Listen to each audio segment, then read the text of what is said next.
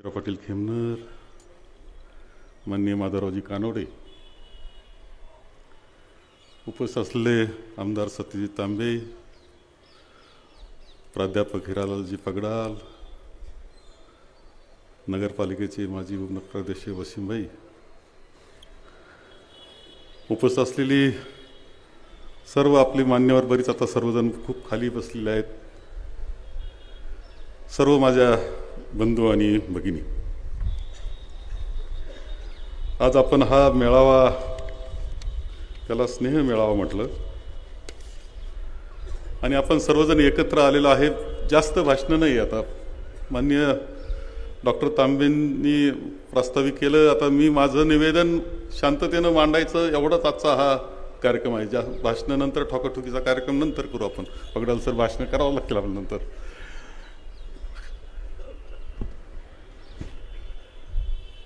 आजचा ह्या सगळ्या याच्यामध्ये विधानसभेचा निकाल लागला, आपल्या सगळ्यांना एक धक्का बसला. आपण सर्वजण अपेक्षा करत होतो का किती मताधिक्य आपलं राहील, असा विचार आपण करत होतो का किती जादा. काही बेरजा हे सगळं काही चाललेलं होतं, बेरजा वजाबाक्या गुणाकार सगळं झालं, आणि एक धक्का आपल्या सगळ्यांना निश्चितपणे बसला, हे काही नाकारता येणार नाही. या धक्क्यामध्ये खरं म्हणजे अनेक गोष्टींना विचार करायला भाग पाडणारा अशा प्रकारची ही गोष्ट आहे. अनेक गोष्टींचा या निमित्तानं सांगोपांग विचार हा आपण केला पाहिजे, आणि म्हणून आजची ही बैठक मी कार्यकर्त्यांच्या चर्चेसाठी ही बोलवलेली आहे. खरं म्हणजे एकंदर आपण विचार करतो की आपल्या तालुक्यातलं राजकारण करीत असताना 1985 साली आपल्या या माझ्या राजकारणाची सुरुवात झाली. एका वेगळ्या पर्वाची आपली सुरुवात झाली, आणि यामध्ये सगळ्यात महत्त्वाची गोष्ट कोणती असेल तर संगमनेर तालुक्याचं, संगमनेर शहराचं एक वेगळी राजकीय संस्कृती आपण निर्माण करण्यामध्ये यशस्वी झालो, ज्याच्यामध्ये द्वेषाला थारा नव्हता, ज्याच्यामध्ये राजकारणाच्या जागेवर होतं. राजकारणा व्यतिरिक्त कधी आपण एकदा निवडणुका संपल्यानंतर कोणतंही राजकारण नसायचं. एक अत्यंत शांततेनं बंधुभावानं चाललेलं तालुका शहर, असं विकासाच्या दिशेनं गतिमान झालेलं शहर आणि तालुका, असंच हे चित्र आपण सगळ्यांनी पाहिलं. आता ह्या सगळ्या याच्यामध्ये जी मला संधी मिळाली, 40 वर्षाची संधी मिळाली मला. मागच्या विधानसभेतला सगळ्यात ज्येष्ठ सदस्य मी होतो. विधानसभेमधला 8 वेळेस निवडून आलेला ज्येष्ठ सदस्य मी होतो. ही संधी तुम्ही दिली, हे नाकारता येणार नाही. संधी तुम्ही दिली, या जनतेनं दिली. त्यांनी मला पाठवलं, परत पाठवलं, चांगल्या मताधिक्यानं पाठवलं. शेवटच्या याच्यामध्ये तर कधी कधी 2-2, 3-3 दिवसच मी मागचा अध्यक्ष होतो. मी 2 दिवस 3 दिवस फक्त आलो होतो, तरी मोठं मताधिक्य दिलं. प्रत्येक वेळेस राज्याचा कारभार पाहण्याचा, राज्याच्या निवडणुका पाहण्याची संधी तुम्ही मला दिली, आणि यावेळेस सुद्धा तुम्ही सर्वजण काम करत होता. मी राज्यामध्ये फिरत होतो. मला विश्वास होता आपल्या सर्व मतदारांवर, तुमच्या सगळ्या कार्यकर्त्यांवर, का आपण विजयी होणार, चांगल्या पद्धतीनं विजयी होणार. प्रत्येक मतदाराचा, प्रत्येक कुटुंबाचा काही ना काही कारणानं संपर्क, हे वैशिष्ट्य आपल्या मतदारसंघाचं सातत्यानं राहिलेलं आहे. या सगळ्या याच्यामध्ये नेमकं काय घडलं याचा विचार तर तुम्ही करता, अनेक पद्धतीनं करता. कोण काय कारण शोधतोय, कोण काय कारण सांगतं, वेगळं सांगण्याची आवश्यकता नाही. अनेक कारणं मी ऐकतोय. मी 2 दिवस थांबलो. त्या 2 दिवसामध्ये तर मी कदाचित 3 दिवस होतो. पहिले 3 दिवसामध्ये काही हजार लोकांना भेटलो. राज्यातूनही खूप लोक येत होते, तुम्ही सगळे येत होते. प्रत्येकजण काही ना काही सांगत होता. मी सगळं ऐकून घेतलेलं आहे. आपल्याला मुख्य कारणावर जावं लागेल, कारणाचा शोध घ्यावा लागेल, जे कारण असतील ते दुरुस्त करावं लागेल, ही वस्तुस्थिती या निमित्तानं सांगतो. आणि ती जबाबदारी माझी आहे, ते सगळं दुरुस्त होईल. दुरुस्त करू, असेल ते दोष निश्चितपणे पारखून घेऊ, असेल ते दोष दूर करण्याचा प्रयत्न करू. परंतु हे सगळं करत असताना एक वाटचाल जी झाली तिचा मागोवा घेणं सुद्धा मला आवश्यक वाटतं. खरं म्हणजे 40 वर्ष सामाजिक राजकीय जीवनात मी काम करत असताना मला राज्याच्या पातळीवर काम करण्याची संधी मिळाली. पहिले वर्ष 15 वर्ष आमदार म्हणून मी काम केलं. 99ला मी राज्यमंत्री झालो. मी म्हटलं असतं, आग्रह धरला असता तर मंत्रीपद मिळणं काही अवघड नव्हतं. मी सिनियर आमदारामध्ये होतो, 4थी टर्म सुरू झालेली होती. परंतु पाटबंधारे खातं मिळणार नाही असं वाटल्यानंतर मी राज्यमंत्री झालो. डॉक्टर पद्मसिंह पाटील कॅबिनेट मंत्री होते, सिनियर होते. त्यांचा पालकमंत्री उस्मानाबादचा झालो. आणि सगळ्यात महत्त्वाचं काम त्या कालखंडामध्ये काय झालं असेल तर आपल्या निळवंड्या धरणाला गती देण्याचं काम त्यावेळेस आपण केलं. दुसऱ्या दिवसाची बैठक आहे, दुसऱ्या दिवसाच्या बैठकीनंतर निळवंड्याच्या गती त्यात पूर्णपणे दिली.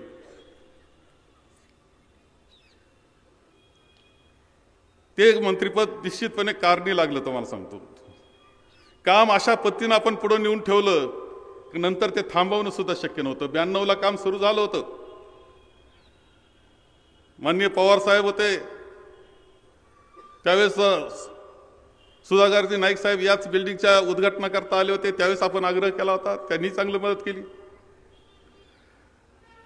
आम्ही सगळेजणांनी भूमिपूजन केलं. परंतु 95ला सरकार बदलल्यानंतर 99 पर्यंत किती काम झालं याचा मुद्दाम पहा. 99 नंतरचा प्रत्येक दिवस मोजा, तुम्हाला कामाला गती आलेली दिसल्याशिवाय राहणार नाही. राज्याचा कृषी मंत्री झालो. राज्याचा कृषी मंत्रीपद हे खरं तर विलासराव देशमुख साहेब मला म्हटलं होतं मुख्यमंत्री म्हणून, बाळासाहेब तुम्हाला कोणतं खातं पाहिजे. मी म्हणलं मला कृषी खातं पाहिजे, मला शेतकऱ्याचा मंत्री व्हायचंय. माझं स्वप्न आहे जीवनात एकदा कृषी खातं घ्यायचं.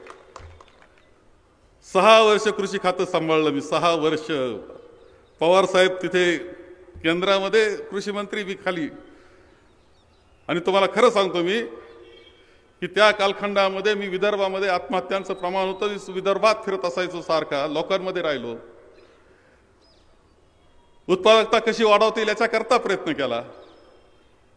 विद्यापीठांना सगळ्यात चांगली गती, सगळ्या कृषी विद्यापीठांना संशोधनाच्या क्षेत्रातली चांगली गती त्यामध्ये दिली. विलासराव देशमुखांचा खूप पाठिंबा माझ्या पाठीशी होता सगळ्या करण्याकरता.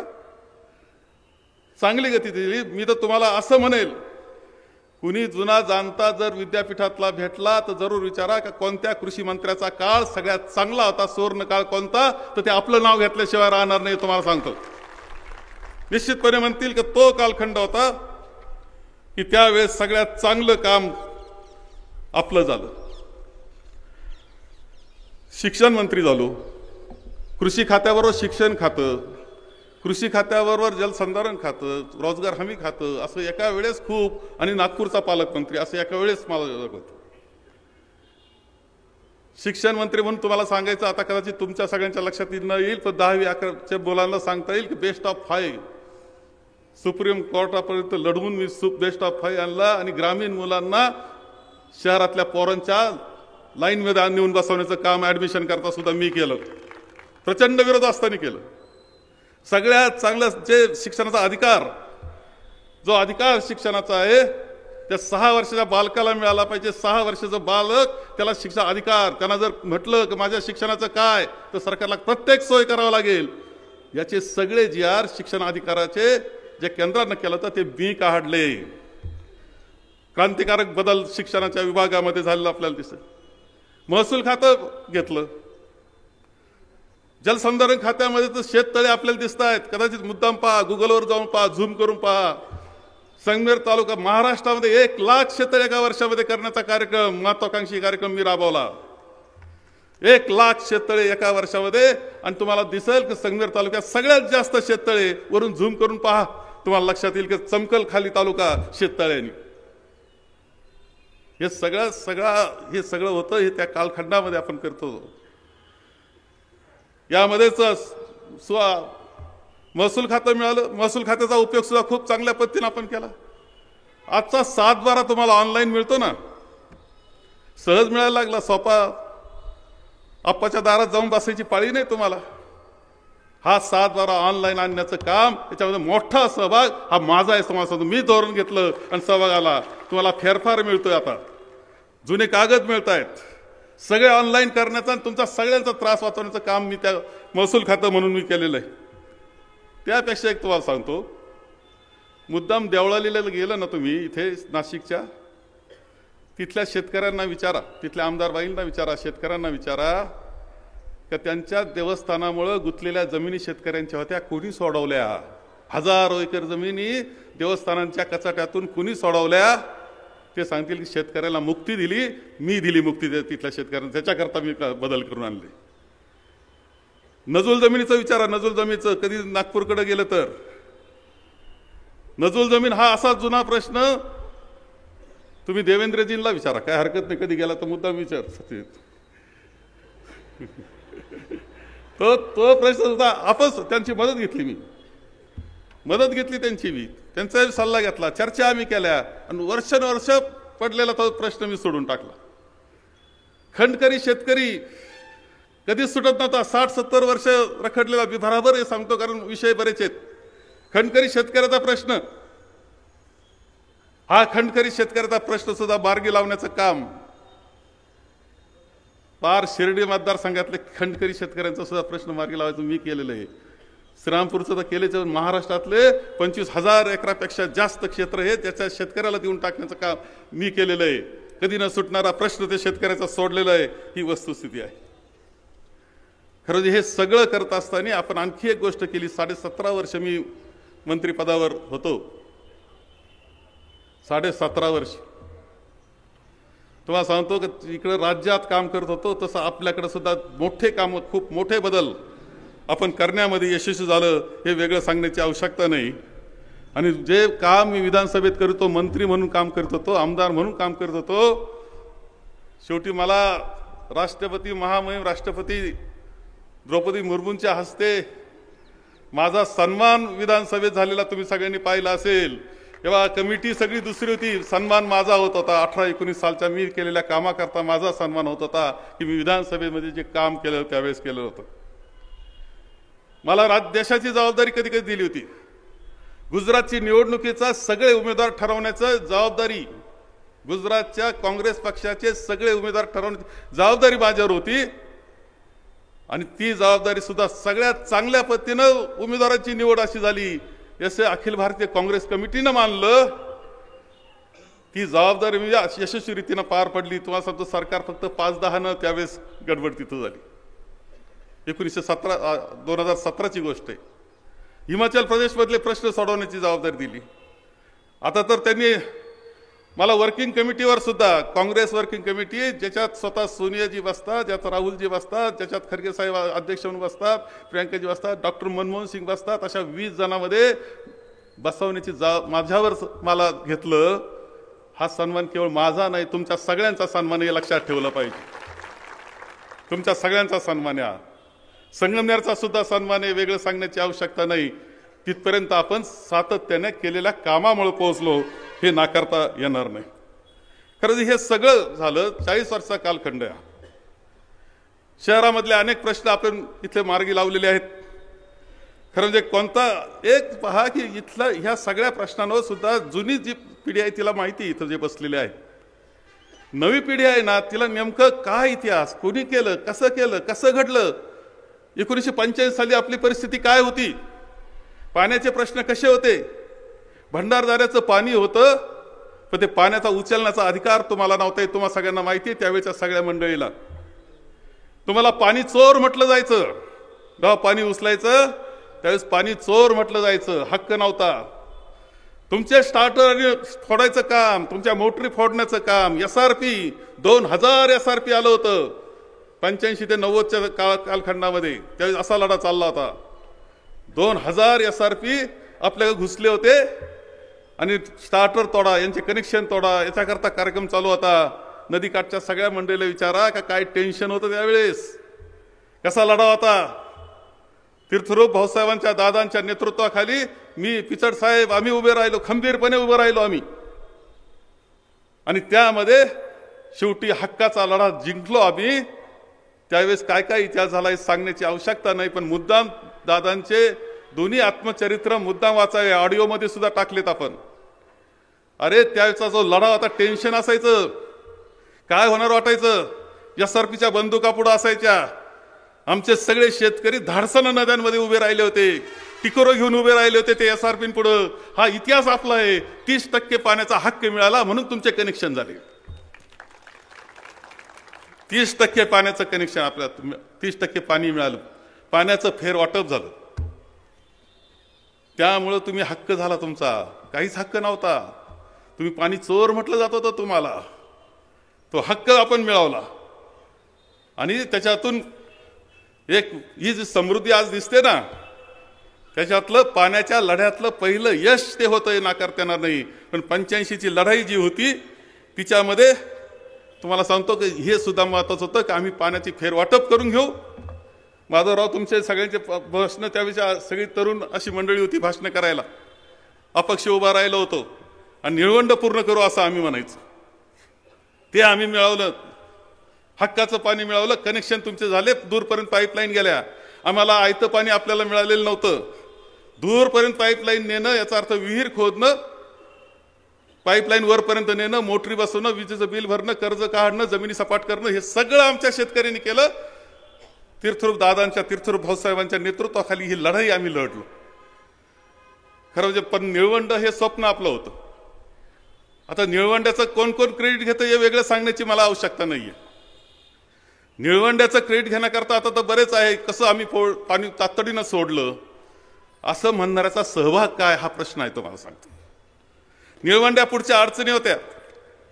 भूसंपादनाचे प्रश्न होते. प्रकल्पग्रस्त होते. त्यांचं करायचं काय. त्यांची आंदोलन होते. अनेक वेळा आंदोलनातून त्या ठिकाणचे तिथले काम बंद पाडलं जात होतं. प्रश्न सोडावा लागायचा, बसावा लागायचा, मार्ग काढावा लागत असायचा. आणि असा कायदा होता की त्यावेळेस लाभ क्षेत्रातल्या जमिनी 8 एकराच्या वरच्या काढून घ्या आणि ते त्यांना द्या होतं. आम्ही असं केलं की सरकारी जमिनीवर पुनर्वसन केलं. 8 एकराच्या तुमच्या जमिनी त्या शेतकऱ्याच्या त्याच्याकडेच ठेवल्या आणि ते पूर्णपणे 7/12 सुद्धा तो शेरा काढून टाकला. हे काम आपण केलं. परंतु प्रकल्पग्रस्तांना त्याला चांगल्या जमिनी, सपाट जमिनी, त्याचं जीवन उभं राहणारं काम हे संगमेर अकोला तालुक्यामध्ये करण्याचं काम आपण केलं. आज खराडीला आहे, सांगवीला आहेत, चिखलीला आहे, धांदरफळला आहेत. अरे ते माननीय बाळकृष्ण पाटील दातेरांची आपल्याला आठवण येईल की त्यांनी त्यांच्या ती जी सोसायटी होती त्याच्यातून 48 एकर दिली म्हणून अशी खुर्दला बसली आणि सगळे प्रश्न आमचे मिटले. ते धरण पूर्ण करण्याकरता किती अडचणी आल्या एका वाक्यात सांगता येत नसतं. कधी एका वाक्यात सांगता येत नाही. किंवा झालं धरण झालं असं म्हटलं तर तेवढं होऊ शकतं. पण धरण होण्याकरता काय काय करावं लागलं हे वेगळं सांगण्याची आवश्यकता नाही. त्याच्यातून तुम्हाला सांगतो, आता ते धरण झालं, पाट झाले, पाटाचं पाणी फिरलं. ऊसाच्या लागवडी चाललेल्या मी काल परवा पाहायला गेलो होतो. जिथं टँकर जायचे तिथं आता ऊसाच्या लागवडी सुद्धा करायला घेतल्यात. तो करायला तयारी करतायत आता सध्या. हा बदल केला पण तो काही अचानक झाला असं नाही. त्याच्यामध्ये रक्ताचं पाणी करून काम करावं लागलंय आम्हाला आणि कार्यकर्त्यांना. म्हणून हे झालं. किती आंदोलनं केले ते वेगळाच विषय. हे काही विसरून चालणाऱ्या गोष्टी नाही. शहरासाठी डायरेक्ट पाईपलाईन आणली आपण. शहराचा 50 वर्षाचा पिण्याचा पाण्याचा प्रश्न सुटला. माननीय विलासराव देशमुख साहेबांचं नाव त्यांनी केलेल्या सहकार्याबद्दल मला त्यांचं घ्यावं लागणार आहे. मी अनेक वेळा ते सांगितलं, परत सांगत नाही. ज्या ठिकाणी प्रवरा नदीला बांध घालायचा होता आम्हाला, आम्ही एवढंच म्हणायचो की फक्त 2 फूट बांध घालून द्या उंचीचा. तेवढं पाणी आढळ तर आमच्या शहराचा पाणी प्रश्न सिटल. थोडंसं तुमचं पाणी तुम्हाला परत जाईल. एवढे आंदोलनं केले होते. किती आंदोलन करावं लागले होते. पाणी नव्हतं.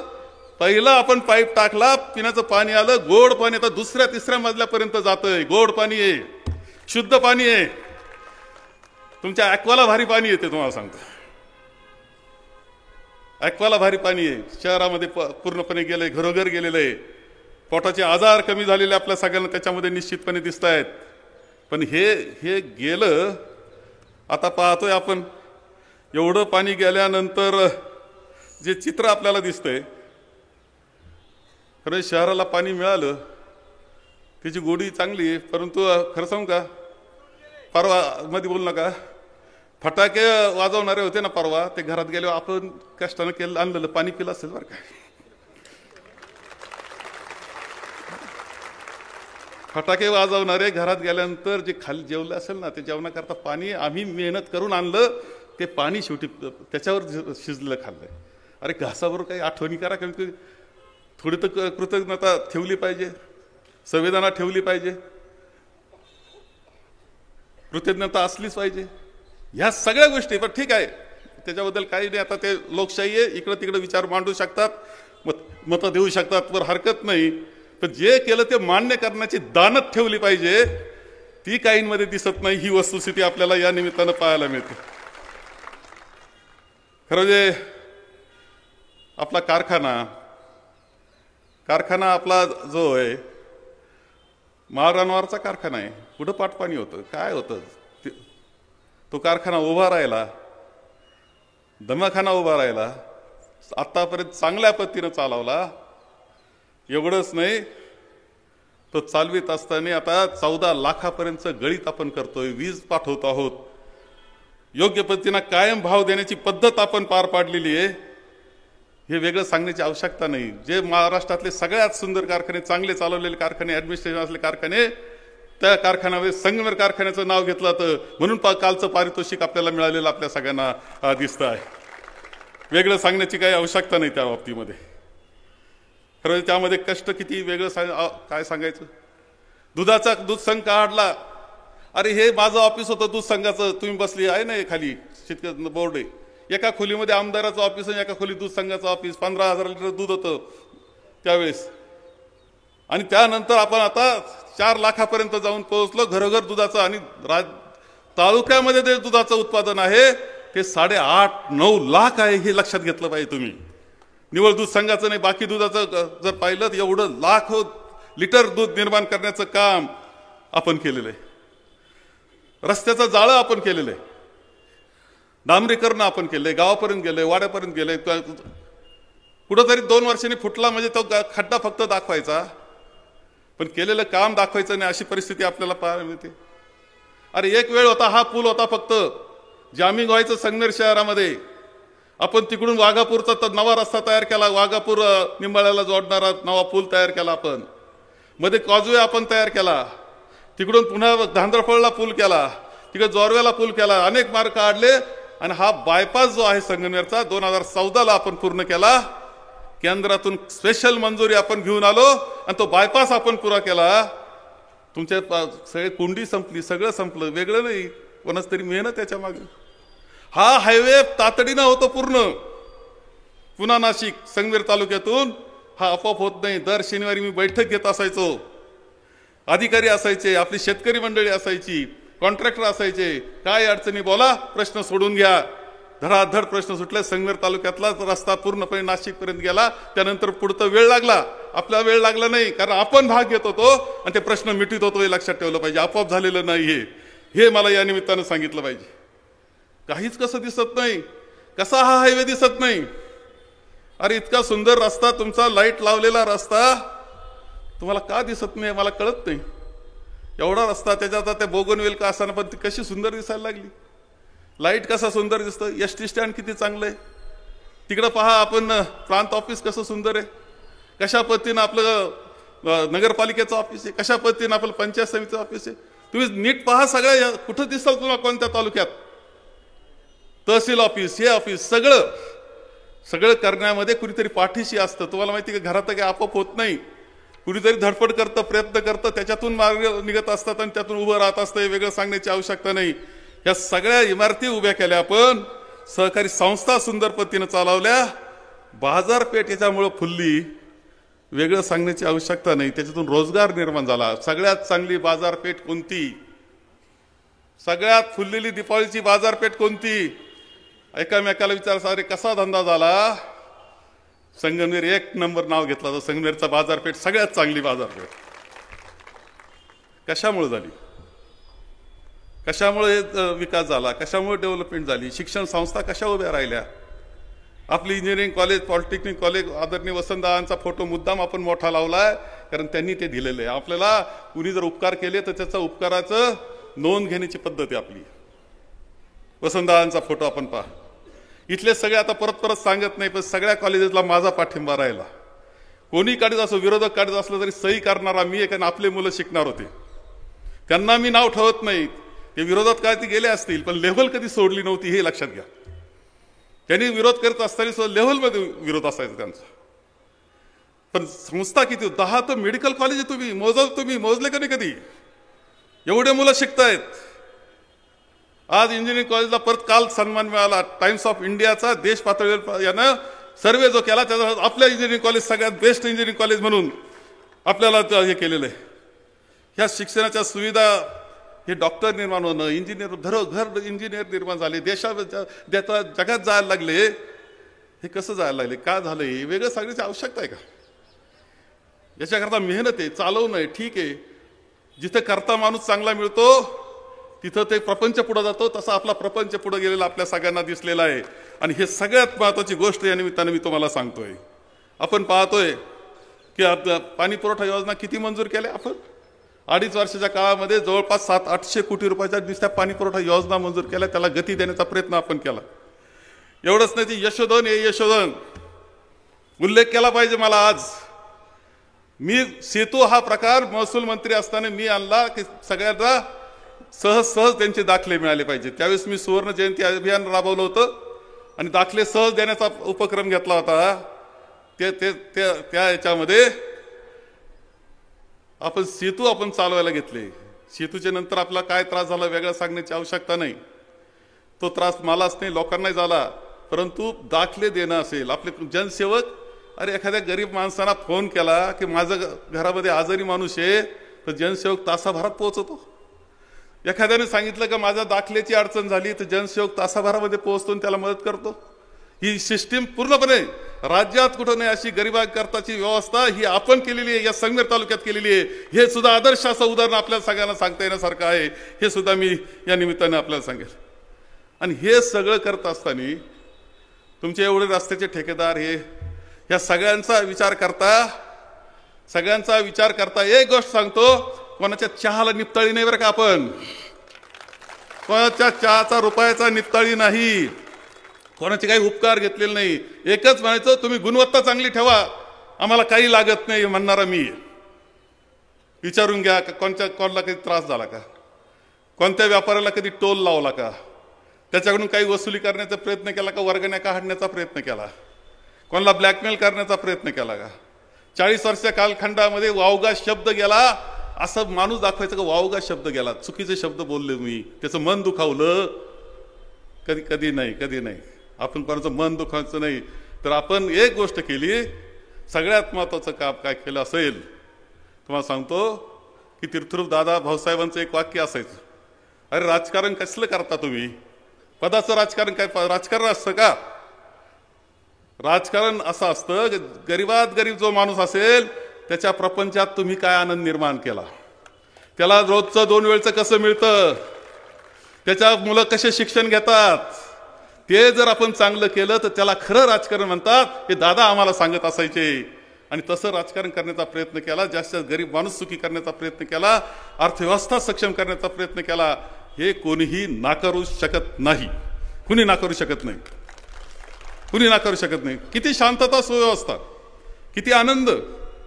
शहरामध्ये जो यायचा बाहेरचा माणूस, एकाचं मी उदाहरण कायम देत असायचो. एक दिल्लीचा अधिकारी आला होता आणि तो अधिकारी म्हटला का मला भेटायचं. मी भेटलो, म्हटलं काय काम आहे, ते म्हणले मला एकच सांगायचं आहे. त्याची बदली झाली.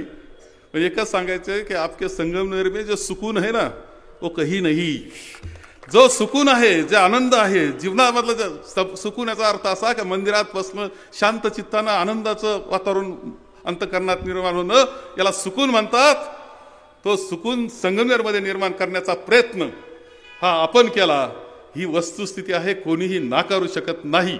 ही एक संस्कृती निर्माण करण्याचा प्रयत्न आपण केला संगमनेर तालुक्यामध्ये आणि संगमनेर शहरामध्ये. हे कोणी नाकारू शकत नाही. निकालांना तुम्ही सगळेजण काळजीत पडले, हे खरं आहे. काय होणार भीती तुम्हाला वाटायला लागली. कोण काय कारण सांगतोय, कारण इतके. थोडं पाणी पितो.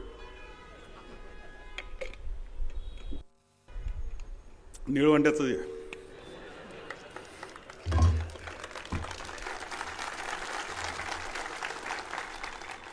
कारण काय काय सांगायला लागले. ईव्हीएमचा घोटाळा, यावा सगळे म्हणतात घोटाळा आहे, सगळे म्हणतात, महाराष्ट्र म्हणतो, देश म्हणतोय घोटाळा आहे. एवढंच नाही तर परदेशातले काही चॅनल म्हणतात की काय विशेष असं, एवढा निकाल कसा लागू शकतो, एवढं यश कसे मिळू शकतात, सगळी शंकेलाच कारण आहेत.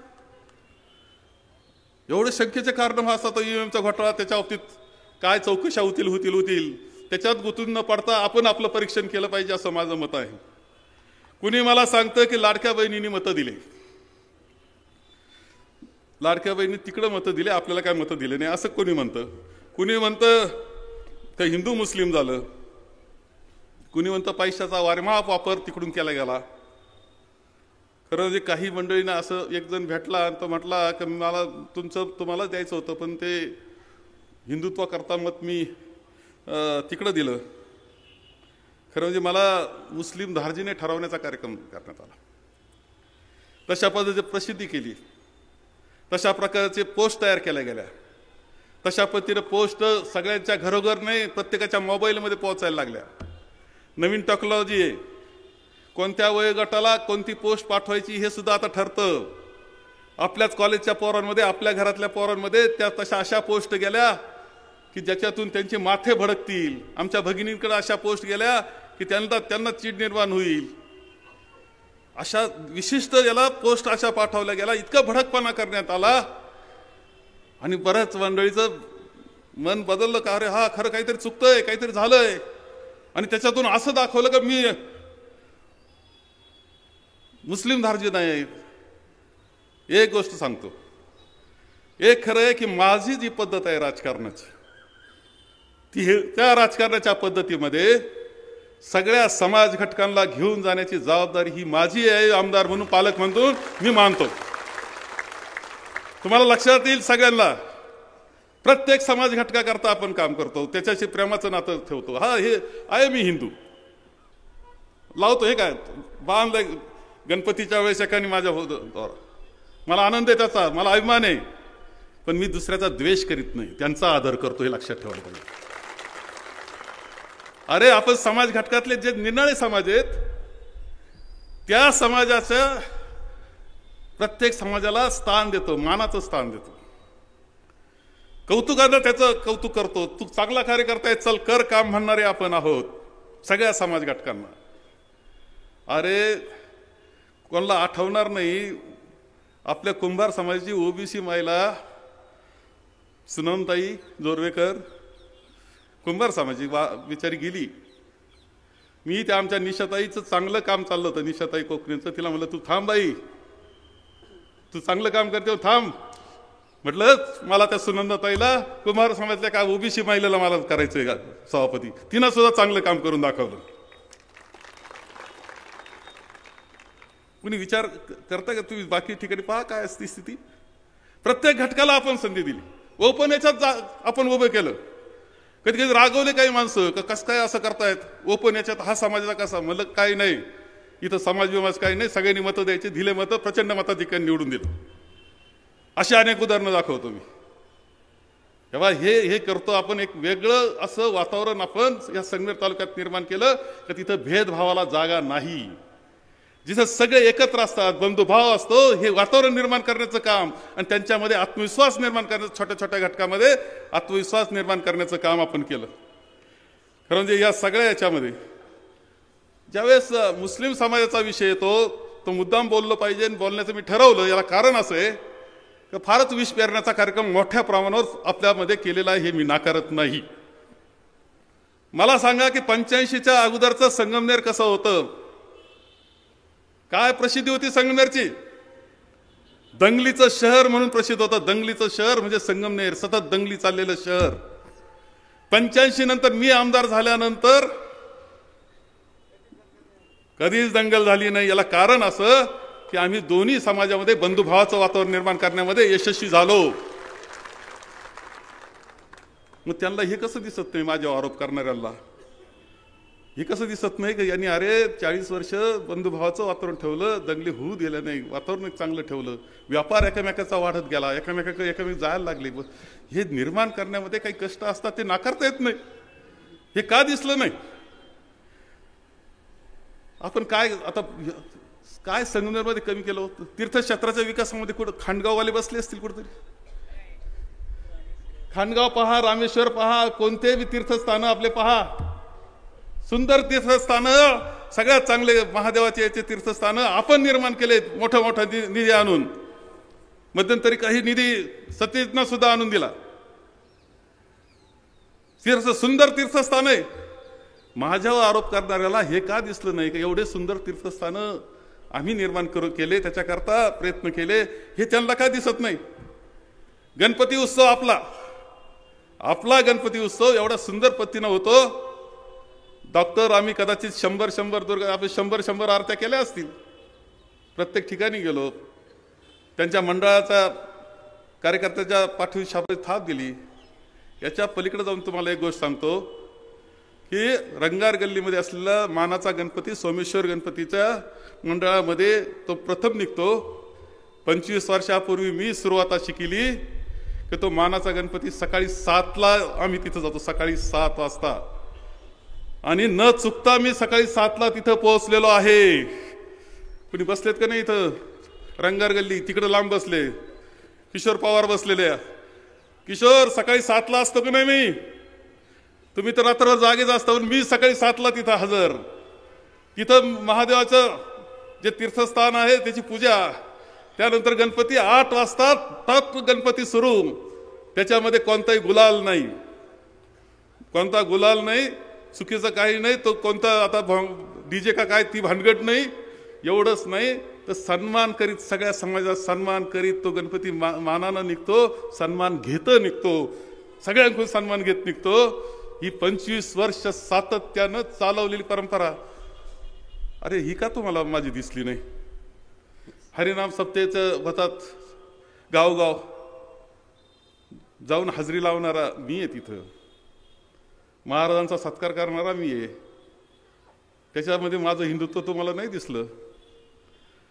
एवढंच नाही तर त्या वारकरी संप्रदायाच्या ज्या परंपरा आहे त्याचं पूर्ण पालन आम्ही करतो, त्यामध्ये तुम्हाला आम्ही दिसलो नाही. तुम्हाला खरं म्हणजे आपण तळेगावचा हरिनाम सप्ताह एवढा मोठा केला, आपण संत गंगागिरी महाराजांचा, महंत गंगागिरी महाराजांचा उत्कृष्ट सप्ताह केला. जोरव्याला तो सप्ताह केला, खांडगावला तो सप्ताह केला, वडगाव पानला मी सप्ताह केला. वारकरी संप्रदायाचा मी त्याच्यामध्ये होतो, करणारे कार्यकर्ते स्थानिक होते पण मी असायचो त्यात, पुढाकार माझा असायचा. डिग्रसला केला. अरे हे हरिनाम सप्ताह करणारा आणि पुढाकार घेणारे आणि तिथल्या कार्यकर्ते सगळे असायचे, त्यांच्याबरोबर मी पायी म्हणजे पायाला भेगा पडायच्या, चालायचो मी त्यांच्यामध्ये, वाढायचं पंक्ती मी पाहायचो. तुम्हाला याच्यात माझं काहीच दिसलं नाही का? तुम्हाला हे दिसलं नाही माझं?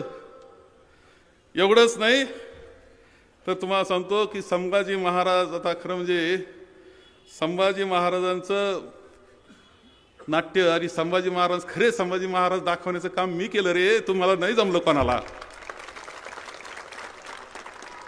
4 दिवस 50-50 हजार लोक होते का नव्हते? संभाजी महाराज कसे होते दाखवण्याचं काम करणारा मीच आहे. आणि माझ्याबद्दल विष पेरायचा कार्यक्रम करता, मनामध्ये विष घालवता. हे तुम्ही करता फक्त राजकारणा करता करता, निवडणुकी करता करताय. आपले डोके ठीक ठेवले पाहिजे की असं विष पेरू दिलं नाही पाहिजे. आपल्या घरातल्या मुलांना सांगितलं पाहिजे, आया बहिणींना सांगितलं पाहिजे हे असं विष पेरलं जातंय, समाजात वाद लावण्याचा प्रयत्न होतोय. अरे आता खरं सांगतो की इथल्या ज्या हिंदू संघटनांना माझी इच्छा एकच की कोणाचा राग नका करू, गडबडी नका करू, दंगली बिंगली झाल्या नाही पाहिजे याची काळजी घ्या.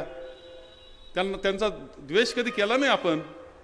अरे आमची जयाताई गणपती विसर्जनाच्या कार्यक्रमामध्ये बजरंग दल आणि ती एकत्र, तुम्हाला नाही दिसलं त्याच्यामध्ये आमचं सगळ्या समाजाला बरोबर घेऊन जाणारं चित्र? तुम्हाला का नाही आठवलं त्यावेळेस? ते सगळे एकत्र असतात त्यावेळेस. काही ठिकाणं अशा असतात की ते सगळ्यांनी एकत्र आलं पाहिजे, एका विचारानं आलं पाहिजे, चाललं पाहिजे, तर सगळ्या समाजाला बरोबर घेत चाललं पाहिजे. हे केलंय आम्ही, कधी द्वेष केला नाही. तुम्हाला सांगतो आणखी एक गोष्ट सहज सांगेल मध्यंतरी हिंदूचा मोठा मोर्चा झाला. आम्हाला टेन्शन आलं. काही मंडळीचा, तुमचं नव्हतं संगमेरवाल्यांचं, काही मंडळीचं होतं का संगमेर तालुक्यात दंगली कशा घडतील याचा प्रयत्न करण्याचा प्रयत्न काही लोकांचा होता. नाकारता येत नाही. तुमचं स्वास्थ्य बिघडवायचं होतं, त्याच्याकरता धडपड त्यांची चालली होती. कोणाची मॅनेजमेंट होती मुद्दाम तपासून पहा. तेव्हा त्याच्यात आपले शहाणे सुरते सगळे माणसं होते की शांततेनं पार पडलं. मी नाकारत नाही. सामनापूरला एक घटना घडली. मी त्यावेळेस आपल्या निळवंड्याच्या पाठाचं पाणी पूजन केलं होतं निळवंड्याला. त्यावेळेस मी बोललो. दुर्दैवानं काही त्याच्यामध्ये कोणाला थोडंसं धक्काबुक्की झाली आणि त्याच्यामध्ये जे मुलं होते ना ते दुसऱ्या तालुक्यातले होते. 15 पोरं दुसऱ्या तालुक्यातले सापडले. त्यांना अटक झाली. अटक झाल्यानंतर जामीन द्यायला कोणी येईना. त्यांचं नुकसान होऊ नये शेवटी जामिनाची व्यवस्था आपण केली बरं का. कोणत्या? त्या दुसऱ्या तालुक्यातल्या मुलांची की ज्यांनी तिथे गडबड केली होती ती. म्हणजे असं पाहतो आपण की चला झालंय, शिक्षा झाली, चला मिटवा बरं. एक लक्षात घ्या, याच्यामध्ये एक सूत्र आहे माझं की जो चुकतो त्या गुन्हेगार जो आहे कुठं असो, गुन्हेगाराला ना जात असते ना फक्त त्याला काही धर्म असतो. गुन्हेगार गुन्हेगार असतो. गुन्हेगाराला शिक्षा झाली पाहिजे. तुम्ही असं दाखवा का एखादा गुन्हेगार आहे, एखादा मुस्लिम समाजाचा गुन्हेगार आहे मी पाठीशी घालतो असं तुम्हाला दिसायचं नाही. कोणताच गुन्हेगाराला पाठीशी घालायचं काही कारण नसतं. मी तिथं पाठीशी घालत नाही. त्याला शिक्षा झाली पाहिजे. चुकलाय ना, चल शिक्षा. पण त्याच्याकरता अख्ख्या समाजाला दोषी धरायचं हे योग्य नसतं. हे आम्ही कायम सांगतो. फक्त गुन्हेगाराला तुम्ही एका शिक्षा करा. हे तर तत्वज्ञान आहे, हा विचार आहे. याला राजधर्म म्हणतात. गुन्हेगाराला शिक्षा, जो असेल तो सक्का भाऊ असेल तरी शिक्षा, याला राजधर्म म्हणतात. तो असं राजधर्म पाळण्याचा प्रयत्न सातत्यानं आपण केला. खरं म्हणजे आता काही हे झाल्यापासून गडबड आहे. आता मंडळी आता इथं शेडगावला आणि रहीमपूरला गट ऑफिस काढले. नोंदी द्या म्हणायला लागले. तिथे प्रवरा कारखान्याचं गट ऑफिस आता रहीमपूरला आणि शेडगावला काढण्यात आलेलं आहे. तिथं नोंदी द्या म्हणायला लागले. एवढं धाडस कसं व्हायला लागलं का आपल्याकडे गट ऑफिस काढायचं? याचा अर्थ असा, एक लक्षात घ्या तुम्ही सगळेजण, माझं वाक्य लक्षात घ्या. तुम्ही सगळे वाक्य लक्षात घ्या. तुमच्या जीवनाशी निगडीत असलेली गोष्ट मी बोलतोय. हे गट ऑफिस काढणं रहीमपूरला आणि शेडगावला, याचा अर्थ असा की हा हल्ला तुमच्या सहकारी संस्थेवर सुद्धा सुरू झालेला आहे. ह्या सहकारी संस्था साखर कारखान्यावर हल्ला सुरू झाला. तिथं गट ऑफिस काढणं, ऊसाच्या नोंदी घ्यायच्या म्हणतात, तिथून ऊस न्यायचा म्हणतात, असं काहीतरी सुरू झालेलं आहे. एंट्री तिकडून केलेली आहे. आत्मविश्वास थोडा वाढलेला आहे त्यांचा असं दिसतंय. काही काही नाही, तालुक्यात आपण आता काही अडचण नाही आपल्याला. आता आमदार आपला आहे, आता गट ऑफिस काढा, कारखान्यावर आता चढाई करू, कारखाना संपून टाकू. पण हत्यार मात्र नवीन झालेला आमदार हे विसरू नका. या त्यांचा हत्यार हा आमदार आहे तुमचा नवीन झालेला. लक्षात ठेवा माझं वाक्य. हे तुमच्या जीवनाशी निगडीत आहे. हत्यार म्हणून वापरलं जाणार आहे. संगमेर तालुक्याचा विकास मोडण्याकरता म्हणून हे हत्यार वापरलं जाणार आहे, हे विसरू नका. हे माझं वाक्य लक्षात घ्या. पण काही मंडळी म्हणते तुम्ही तरी कशाला तिकडे गेले? अशी मंडळी भेटती मला. तिकडे कशाला जायचं? काय कारण होतं त्या भागामध्ये जायचं? शिर्डी मतदारसंघात जायचं आहे कारण. मंत्री झाल्यानंतर पहिली मिरवणूक इथं काढली. मिरवणुकीमध्ये म्हणायचे हमसे जो टकराएगा मिट्टी मिल जाएगा. इथून गेलेली मिरवणूक आहे. इथून त्यानंतर सुरू झाले कार्यकर्त्याचा छळ सुरू झाला. खोट्या केसेस सुरू झाल्या. दंडाच्या रकमा वाढायला लागल्या. निम्या ठिकाणी दंड केले जायला सुरुवात झाली. एवढंच नाही, आपण एकंदर अटकपूर्व जामीन 126 पेक्षा जादा अटकपूर्व जामीन आपल्या कार्यकर्त्यांची आपल्याला घ्यावा लागली. माझ्या मते हे बी काही निमूटपणे सहन केलं पाहिजे का? कार्यकर्त्याच्या अन्नात, कामगारांच्या अन्नात माती घालायचं काम त्यावेळेस झालं, त्यावेळेस मी ते निमूटपणे सहन केलं पाहिजे? तुमचं म्हणणं आहे का निमूटपणे सहन केलं पाहिजे? मग मला कारण सांगायला पाहिजे का दुसरा काय पर्याय आहे? जे म्हणतात ना त्यांनी मला कारण सांगितलं पाहिजे का दुसरा काय उपाय होता ज्यावेळेस ते अशा पद्धतीनं तालुक्यामध्ये लोकांना त्रास. सरपंच उपसरपंच किती लोकांवर त्या खोट्या केसेस टाकल्या. सरपंच उपसरपंच त्यांच्या काढून घ्यायचा प्रयत्न केला. तुम्ही पहा सगळं तालुक्यामध्ये. आपण मंत्री होतो, आपण असे उद्योग कधी केले का? काय नाही त्यात तितका त्रास. अरे या विधानसभेच्या अगोदर, नॉमिनेशनच्या अगोदर, आचारसंहितेच्या अगोदर चिकणीच्या शेतकऱ्यांवर FIR झाला. त्यांच्या जमिनी सरकार जमा करण्याचा निर्णय, त्यांच्यावर खोटे लगेच फौजदारी दाखल झाली. मी सहनच केलं पाहिजे का? मी तर काय सहन करणार नाही. मी सहन करू शकत नाही. हा उपाय असता तर माझी अडचण नव्हती. कुणी चर्चा करून काही भाग काढणार असतं तर माझी त्यालाच अडचण नव्हती. मी सगळ्यांना म्हटलं होतं, अरे पहा हे चुकीचं चाललंय सगळ्या तालुक्यात. मग शेवटी गेलो मी तिथं. इथं मार्केट कमिटीला उमेदवार उभे करायला लागले, तिथं गेलो मी. शेवटी कारखाना तिथला गणेश कारखाना, त्यांनी शेवटी गणेश कारखाना, त्या लोक म्हणे इकडे या गणेश कारखाना ताब्यात दिला. दुसरं वर्ष बराच इतक्या अडचणी आहेत तरी चाललाय तो चांगला. हे खरंय का नाही जाऊ मी? मला माझ्या मतदारसंघात माझ्या लोकांना त्रास होत असताना मी ते निमूटपणे सहन करावं, मग हे काय माझ्याच्यानं होणार नाही. मी उभा राहणार, खंबीरपणे राहणार, काय व्हायचं होईल ते पद्धतीने राहणार. आणि तुमची साथ तितकीच कडक पाहिजे, एवढं तुम्हाला सांगतो. कडक साथ पाहिजे याला. आम्ही काही करू तुमचं वाईट, तुम्ही मात्र आमच्या काही करायचं नाही, हे कसं काय होईल?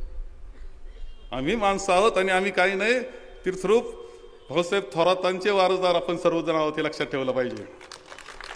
त्या पद्धतीनं आपण चाललं पाहिजे. आणि म्हणून कुणी जर म्हणत असेल का कशाला तिकडे जात बसले, अजून काही जण म्हणतो काय गरज होती, काहीच माहित नाही. किती त्रास झाला लोकांना माहित नाही. किती जणांच्या अन्नात माती कालवली, किती जणांचे काय त्रास झालाय, किती अँटिसिपेटरी बेल घ्यावं लागलेत कितीला. आज अँटिसिपेटरी एक बेल घेतला मी,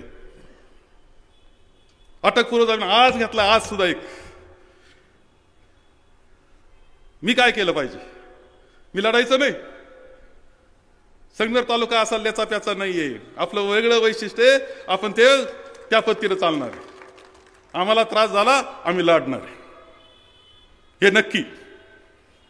कोणत्याही त्रासाला आणि तुमच्या धमक्यांना धीक घालणारे आम्ही नाही, हे स्पष्टपणे तुम्हाला सांगतो.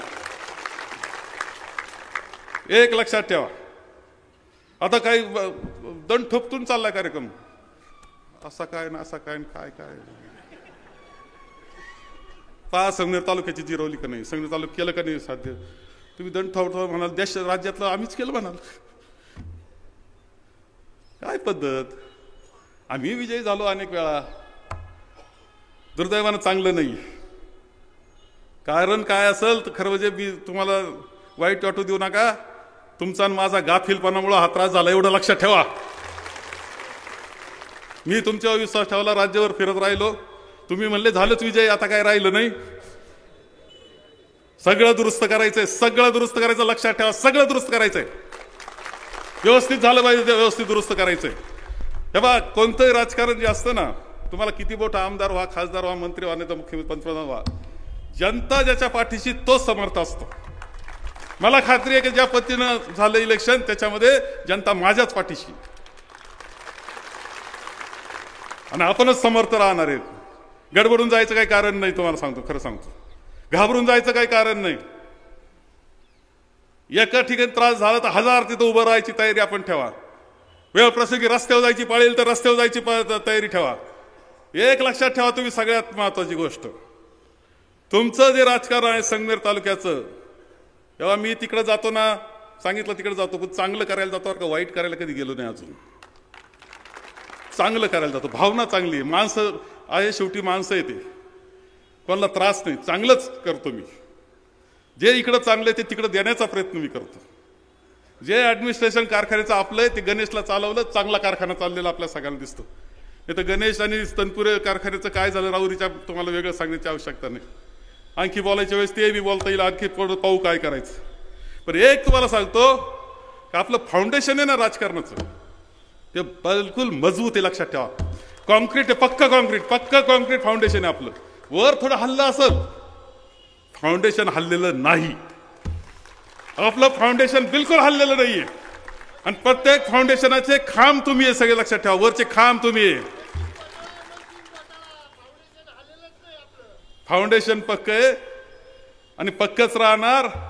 आणि सगळंच दुरुस्त करायची जबाबदारी शेवटी असं आहे की ही ताकद तुमची आहे ना, या ताकदीच्या जोरावर सगळे संकट आपण दूर करू, काही अडचण नाही. मी लक्षात वेळ बजो, मी जातो, प्रत्येक गावाला येतो तुमच्या. उद्या मी सकाळी मंगळापूरला जाणार आहे 9 वाजता, सगळ्यात चांगलं मतदान केलं म्हणून. मंगळापूरचं मी कौतुक करीत असतो. गाव कधीच काम सांगायला येत नाही, गाव आमचा कधी कार्यक्रम घेत नाही, पण मताच्या वेळेस पक्क राहत. ते जाऊन येणार सकाळी 9 वाजता. डायरेक्टर सगळ्यांना सांगा, हे सकाराम इकडून तुकाराम तिकडून करा कार्यक्रम आमचा. हे सकाराम तुकाराम थांबवा बरं पहिलं. सकाराम तुकारामचे भांडणं पहिले थांबले पाहिजे गावांमधले. सगळ्यांनी एकीनं उभं राहिलं पाहिजे.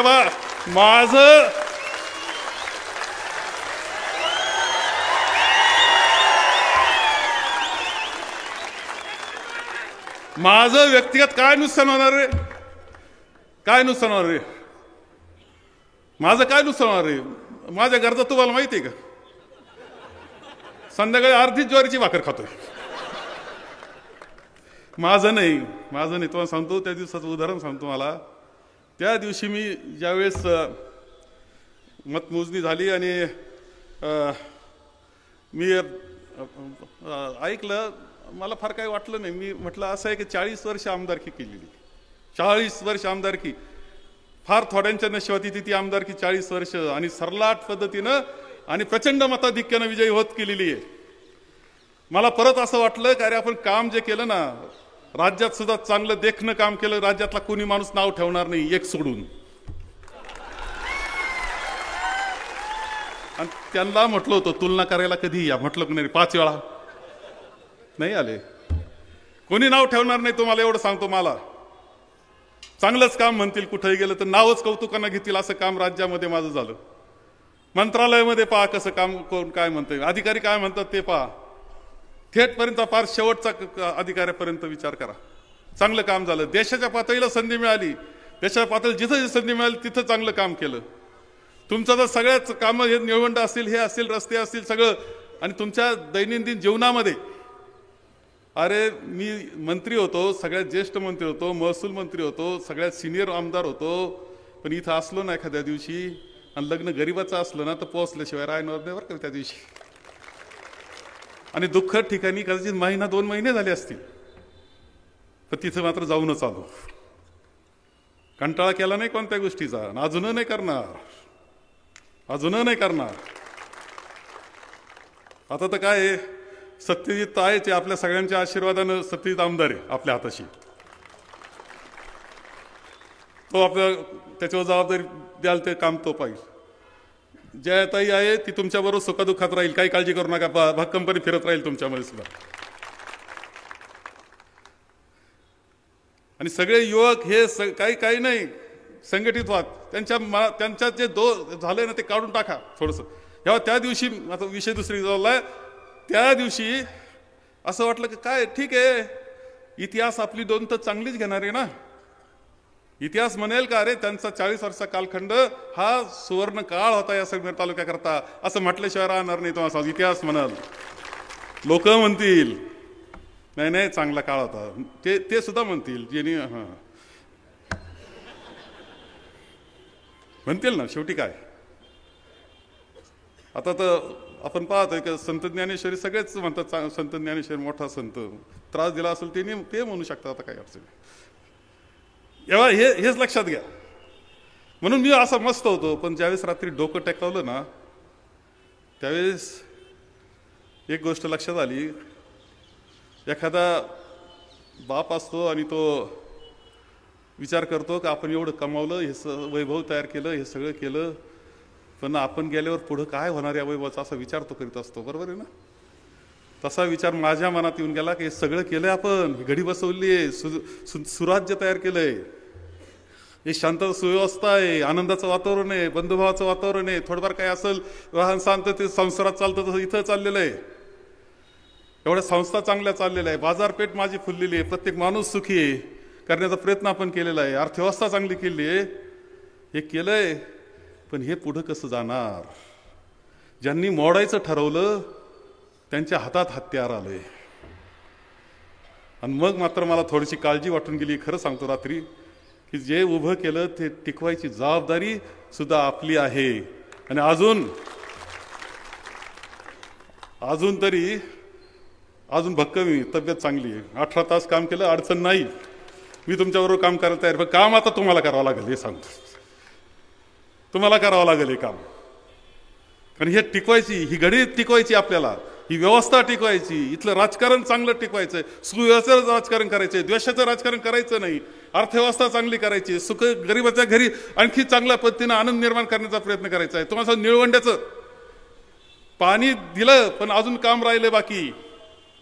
ते म्हणजे पाणी उतारा का गेलंय, चढाचं काय, हा प्रश्न सगळ्यांचा होता. मी होतो 5 वर्ष त्याच्यावर काम करीत होतो, पाणी परवानग्या घेत होतो. कशा पद्धतीने चढावरचे जे राहिले त्यांना पाणी देता येईल याचा विचार करीत होतो, प्लॅन त्याचा तयार करीत होतो. मला काळजी वाटून गेली आता काय होणार याची. पण ते आपल्यालाच करावं लागेल हे तुम्हाला सांगतो, दुसरा कोणी करू शकत नाही. पाणी पळवायचा कार्यक्रम झाला नाही म्हणजे मिळवली, ती काळजी घ्यावं लागेल. होऊ शकतं, लक्षात ठेवा. म्हणजे तुम्ही आता कशा करता वापर होईल सध्या आपल्याकडच्या राजकारण सांगता येत नाही. पाणी सुद्धा पळवलं जाईल, काही होऊ शकतं.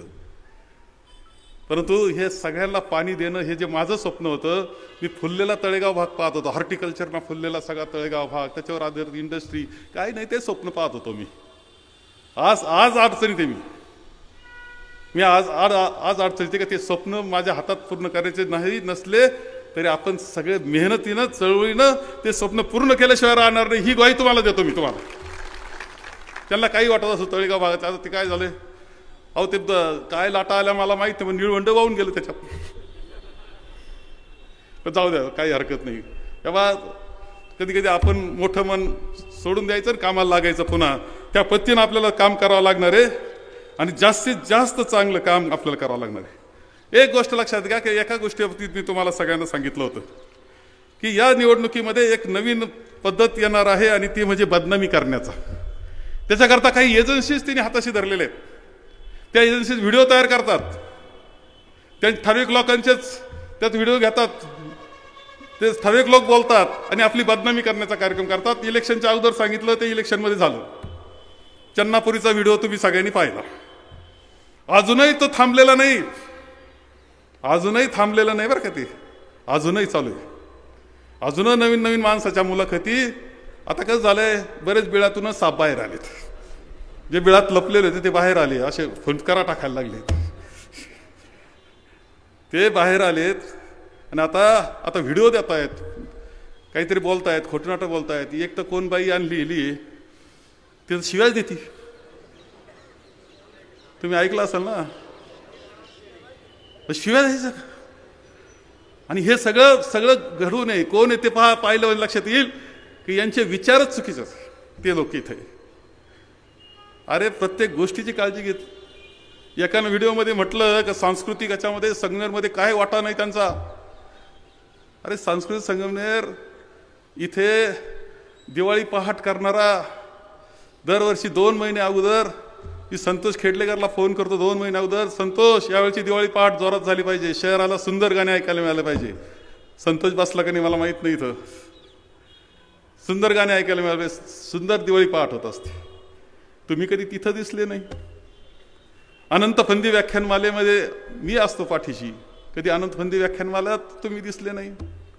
अरे आमच्या डॉक्टर कोर्टीकर मॅडम हे सुंदर अशी संध्याकाळ करतात दिवाळीची आमची, तिथं तुम्ही कधी दिसले नाही. तुम्ही म्हणता हे सगळं मी प्रयत्न करीत होतो, घडवीत राहू आम्ही. तुम्ही आमच्या सांस्कृतिक संगमनेरमध्ये तुमचा वाटा नाही म्हणता. तुम्ही कधी होते कुठं, तुमचा काहीच सहभाग नाही, ते म्हणता तुमचा वाटा नाही. असं काहीतरी व्हिडिओ. आता सगळ्याला उत्तर देत काही मी बसत नाही, परंतु असं सहज आठवलं म्हणून तुम्हाला हे सांगितलं. मी तुम्हाला सांगतो की तुम्हाला सगळ्यांना काम करावं लागेल, वाद मिटवावं लागतील, गावच्या पातळीला पहिलं एकत्र यावं लागेल, प्रश्न मार्गी लावावं लागतील. काही ठेवण्याचे कारण नाही. एकामेकाचे द्वेष आहे मनातले अंतकरणातले ते काढून टाका. एक व्हावं लागेल तर भविष्यकाळ आहे, तुम्हालाही लक्षात ठेवा. एक व्हावं लागेल, वाद मिटून टाकावं लागतील. याचं त्याला त्याचं याला करायचं नाही. आहेत काही डुप्लिकेट आहेत. एक सांगतो की खूप जणांनी खूप काही सांगितलं, खूप आरोप केले, कोणालाच सोडलं नाही. शहानिशा केली जाईल, माझ्यावरच केले काही जणांनी, उघड केले. म्हणलं तो साहेब तुमचं असं चुकलं, म्हणलं मी तपासून घेतो बाबा. कोणालाच सोडलेलं नाही बरं का, सगळ्यांना. सगळं तपासू आपण, कुठं दोष असेल दूर करू, चूक दुरुस्त करू. ती जबाबदारी माझी. आता मला काम नाही दुसरं, एवढंच काम करेल का सगळं दुरुस्त करून टाकितो. काही डुप्लिकेट आहेत, काही डुप्लिकेट आहेत, मला माहिती आहे. तिकडं वेणी इकडं वी, तिकडं वेणी इकडं वी. आता काय होईल, दूध का दूध पाणी का पाणी, एकदा होऊन जाऊ द्या बरं. उगाच कटकट कर नको, इकडं राहा नाही तर समजूत काढायचा प्रयत्न करा. आपल्याला बरोबर राहायचंय, तालुका पुढे न्यायचंय. आता चुकून चालणार नाही, हे बोला लोकांशी तुम्ही, त्यांना बरोबर घ्या. एवढं करून नसल तर आपल्याला लढाई तर करावंच लागेल. जबरदस्त लढाई करू, काय काळजी करू नका. मी भक्कम, तुम्ही पहिली लक्षात घ्या, भाऊसाहेब थोरातांचा पोरगा आहे मी, स्वातंत्र्य सैनिकाचा मुलगा आहे मी. रक्त ते एवढा हल्ला झाला ज्या भक्कम राहिली, एकाच वाक्यानं भक्कम राहिली. म्हणलं ताई तू आता स्वातंत्र्य सैनिकाची ना ते लक्षात ठेव, गडबडायचं नाही असं म्हणली तर भक्कम होऊन गेली ती. आता मी असं म्हणलं तुम्ही भक्कम व्हायलाच पाहिजे ना. आपल्या सगळ्यांना भक्कम व्हायचंय, भक्कम राहायचंय. आपल्या सगळ्या गोष्टीची काळजी घेऊ, काय जे असेल चुकीचं ते दुरुस्त करू. माझं चुकलं असेल मला सांगा, मी प्रयत्न करील चांगलं, माझं जास्तीत जास्त चांगलं करण्याचा. तुम्ही प्रयत्न करा, तुमच्या चुका काय असतील ते दुरुस्त करायच्या, गाव पातळीच्या असतील, व्यक्तिगत असतील, आणि एकत्र पद्धतीनं पुढे जाऊ. पुन्हा एकदा संगमेर तालुका ह्याच वेगानं प्रगतीच्या दिशेनं गेल्याशिवाय राहणार नाही याची खात्री मी तुम्हाला देतो. त्याकरता आपण सगळेजण तयारीला लागूया, एवढंच या निमित्तानं सांगतो आणि माझे 2 शब्द संपवतो. धन्यवाद साहेब. प्राध्यापक पकडाल सर यांना विनंती आहे की आपण आभार प्रदर्शन करावं.